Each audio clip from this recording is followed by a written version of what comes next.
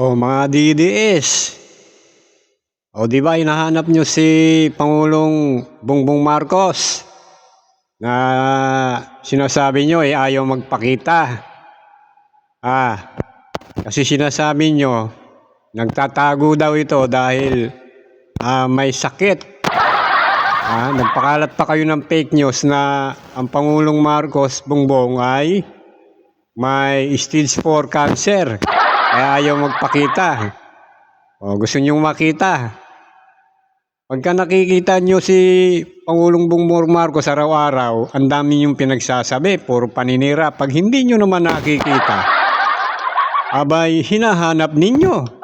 Tapos puro paninira pa rin ang pinagsasabi nyo, sinasabi nyo may sakit. Ito siya, panoorin ninyo, mga DDS.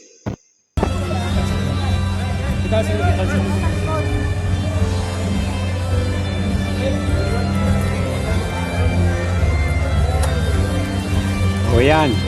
Nakita nyo ba yan? Hindi ba ang lakas-lakas niya? Ang lusog-lusog? Kaya tigilan nyo na yung papakalat ng mga fake news, mga DDS.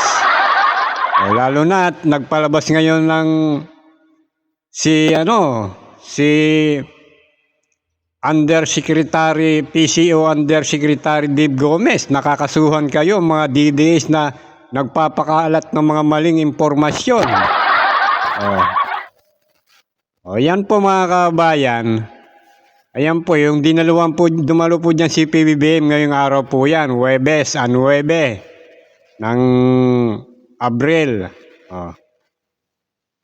At dyan nga po ay mainit na tinanggap ng post-war veterans in families. Ayan, tinanggap nila ng napakainit si PBBM para sa kanilang commemorative rights for the 84th anniversary of the Araw ng Kagitingan at the Mount Samat National Shrine in Pilar, Bataan. Ngayon po yan mga kababayan. Ano masasabi nyo dyan mga DDS? Ayan ba yung sinasabi nyo may stage 4 cancer? Yung may stage 4 cancer mga kabayan, nakaratay na po yan sa higaan. Hindi na nakakalakad. Kaya mga DDS, ayan, patuloy pa kayo magpakalat ng fake news. Nakakahiya kayo.